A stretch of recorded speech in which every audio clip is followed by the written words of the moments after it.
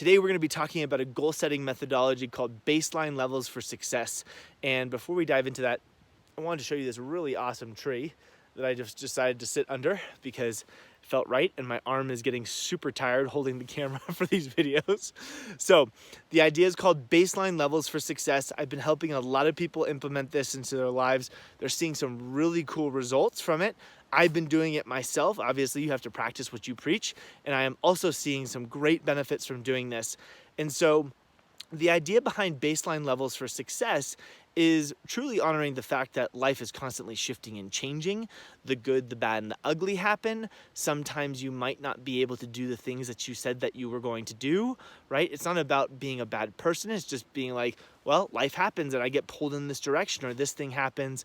And the worst case scenario that ends up happening for a lot of people when they're trying to set their goals is that when life happens and they're so strict and firm on trying to do a specific set of actions every single day, they end up either self-sabotaging or giving up when something doesn't go right. And so what we want to do is we actually want to put something into place to not be idealistic about our goals, but to be unflinchingly realistic, which I'm going to do another video on very soon.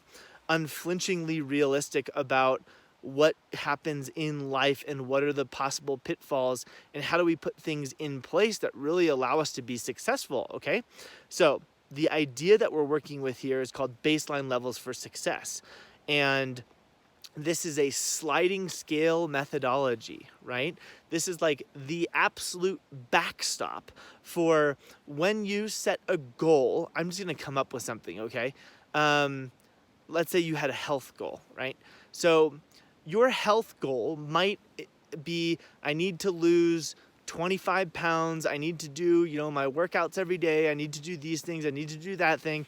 And you might have a set list of different things in order to achieve that weight loss goal. Now, let's say life really goes south one day and you can't do any of those things that you wanted to do. Let's say I want to do P90X, I want to do this, I want to do that, and you have all these things that you're trying to do every single day, and even though you've been super consistent with them, life ends up happening. What do you do then? Let's say you can't do any of those things. The inner critic mentality will turn on in your head pretty quickly and be like, oh, you failed because you couldn't do that. Oh, blah, blah, blah, blah, blah. And the chances of you sabotaging that goal or having that goal be sabotaged because you couldn't do what you said that you wanted to do, all of these different elements to the equation, right, is pretty dang high. Right? I can say personally that I've been there. I've seen a lot of people be there. I'm sure that you've been there before. When you miss a day, right, or you miss a couple of days or 3 days or whatever it might be, there's this whole idea of, oh, I need to start over again. What we want to do is we want to be able to honor the fact that that happens in life, okay? That these things happen, that things go south, that things go wrong, and you might miss 3 or 4 or 2 weeks or whatever it might be. Here's where this coaching methodology comes in. Baseline levels for success is when all else fails, what is the one thing that I can do every single day, no matter how minimal, that allows me to even make an inch of a step towards my goal? So we used the health goal. You couldn't do the workouts, you couldn't do this, maybe you got injured, whatever happened, right? Life happens.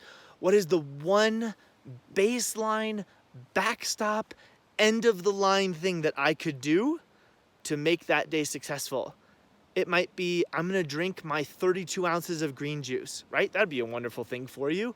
It might be, I'm gonna do 5 push-ups. It might be something, right? This is for you to do. Maybe your goal was, I want to meditate 365 days in a row. Awesome goal, right?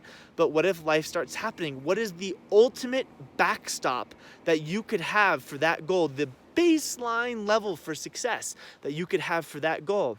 I meditate for 10 seconds, maybe 5 seconds, maybe even 1 second. Here's why this is so important of a concept to build in and to structure into your goal setting. We want to avoid doing nothing, and we want to at least do something. because those somethings, as time goes on, stack up. And even if you only had 1 second in your day to meditate, that's still enough to honor your goal. That still keeps your integrity in line. Was it the 10 minutes you wanted to do? No, it wasn't, but life happens. And we have to remember, why are we doing the practice in the first place? Why are we engaging in this in the first place? Is it to say that we did meditation 365 days in a row so that we can impress other people? Or is it to build something into our life, a competency, something that we can be proud of, a new skill set, so we can really begin to move forward? So this is how you begin to bring this practice into your life. What I want you to do is I want you to think about the goal that you have set, whether it's juicing or whether it's fitness or whether it's something in your relationship or whether it's reading, doesn't matter. I want you to think about the goals that you have set. And then what I want you to do after you figure out, what do I need to do every day to make this thing happen? I want you to have the fail safe, right? The backstop, the baseline level for success, whether that's I drink the 32 ounces of green juice every single day is a baseline, right? Because at least these things push you a little bit farther, right? The things that you might be doing every day when you can really get rocking and rolling, you feeling great, might move you chunks, right?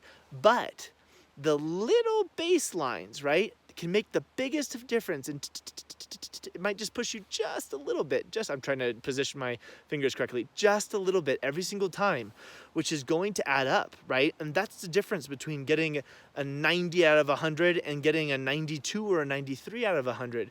Those little tiny things that you engage in every single day, those baseline levels for success, the things that you know 100% that you could commit to and that you could knock down, you could get done no matter what happens. I'll end with this. There was a wonderful story about I think it was a colonel who taught all of his men to make their bed perfectly no matter what every single day.